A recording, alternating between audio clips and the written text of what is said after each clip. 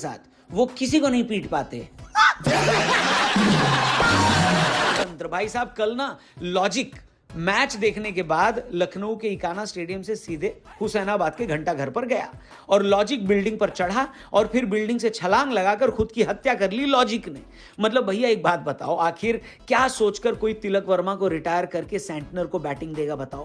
कहते हैं ना मरा हाथी भी 9 लाख का होता है, उसी तरीके से तिलक वर्मा खराब फॉर्म में भी सेंटनर से तो बढ़िया ही खेल लेते भैया, लेकिन लास्ट में तिलक वर्मा को रिटायर करना तो चलो बात की बात है। मुझे तो यह समझ में नहीं आ रहा है कि तिलक वर्मा, सूर्य कुमार यादव और हार्दिक पांड्या जो कि टीम इंडिया के T20 के 3 सबसे बड़े खिलाड़ी हैं, इस टाइम उन्होंने 20 में से 14 ओवर खेले कल के मैच में।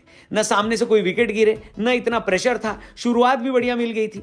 आखिर मुंबई ये मैच हारी कैसे? मैं आपको बता रहा हूं, सीसीटीवी फुटेज चेक करोगे तो आपको ये पक्का मिल जाएगा कि आधे मैच के बाद ऋषभ पंत मुंबई के ड्रेसिंग रूम में गए होंगे और वहां पर हार्दिक पांड्या को अपनी दोस्ती का वास्ता देकर कहा होगा कि भाई अगर आज हार गया ना तो ये गोयनका अपने मन का करेगा।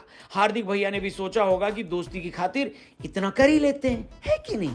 करते भैया मुंबई और लखनऊ के मैच में हार्दिक पांड्या टॉस करने आए तो उन्होंने टॉस जीतने के बाद बॉलिंग करने के अलावा सबसे बड़ी खबर यह बताई कि रोहित शर्मा नहीं खेल रहे हैं। आपको बता दें जितना फोकस ऋषभ पंत पर है उतना ही रोहित पर भी है, क्योंकि रन तो उन्होंने भी अपने प्राइस के हिसाब से कुछ भी नहीं बनाए।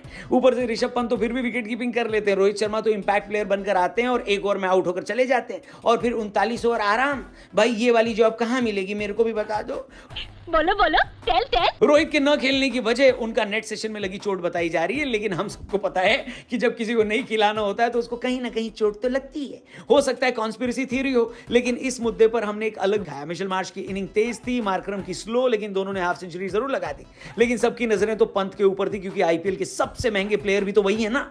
अभी तक पंत का स्कोर आईपीएल में 0, 15, 2 था, यानी 3 इनिंग में कुल मिलाकर 17 रन। लोग कह रहे थे ऋषभ भाई कम से कम 1 करोड़ का 1 रन तो बनाओ, 27 रन तक तो पहुंच जाओ। लेकिन ऋषभ भाई एक बार फिर से 2 रन बनाकर 2 कौड़ी के तरीके से आउट हो गए। उनके आउट होते कैमरामैन ने संजीव गोयनका जी पर फोकस किया, जिनको देखकर मेरा गाने का मन किया कि तुम इतना जो मुस्कुरा रही हो, क्या गम है जिसको गोयनका साहब छुपा रही हो।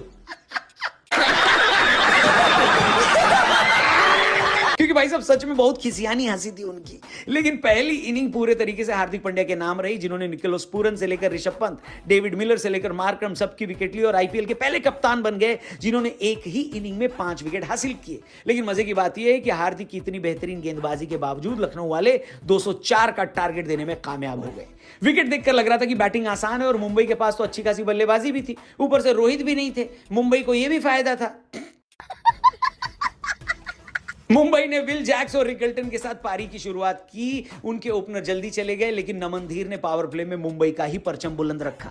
फिर सूर्य कुमार यादव ने भी अच्छी बैटिंग करी। दिक्कत यह थी कि दूसरे एंड पर खड़े तिलक वर्मा भाई को पता नहीं क्या हो गया था, उनके बल्ले से गेंद लगी नहीं रही थी। ऑलमोस्ट 100 के स्ट्राइक रेट पर चल रहे थे, रिक्वायर्ड रन रेट 12 के करीब पहुंच गया था। इस वजह से जब सूर्य कुमार यादव आउट हुए और फिर भी तिलक वर्मा गियर चेंज नहीं कर पाए तो 19वें ओवर की तीसरी गेंद पर तिलक वर्मा रिटायर आउट होकर वापस पवेलियन की तरफ चले गए। आईपीएल के इतिहास में यह सिर्फ चौथा रिटायर्ड आउट था। हालांकि फैसला कप्तान हार्दिक पांड्या ने लिया या फिर तिलक वर्मा ने, इसका पता नहीं चल पाया। लेकिन मैं कहता हूं कि अगर तिलक ने भी लिया तो भी हार्दिक को तो बताकर ही गए होंगे ना। हार्दिक भाई बोल देते कि तुस्सी जा रहे हो, तुस्सी ना जाओ, क्योंकि इस ब्रह्मांड के जितने भी सोलर सिस्टम है, उस सोलर सिस्टम में जितने भी प्लैनेट्स हैं, उन प्लैनेट्स पर जितने भी देश हैं, उन देशों में जितने भी क्रिकेट ग्राउंड हैं, वहां सब में तिलक वर्मा तो सेंटनर से बेहतर बल्लेबाज है भैया। बात तो सही है।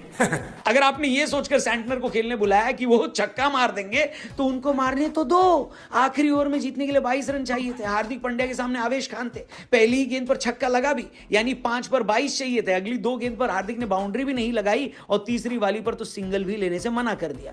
भाई अगर सेंटनर पर आपको इतना भरोसा था कि उसके लिए तिलक वर्मा को रिटायर कर सकते हो, लेकिन इतना भरोसा नहीं है कि जब 4 पर 14 रन चाहिए तो उसे सिंगल लेने दोगे हैं? यह लॉजिक मुझे समझ में नहीं आया। और जो मूड मैच के आखिर में गोयनका जी का होना चाहिए था, वो एंड में आकाश अंबानी का हो गया।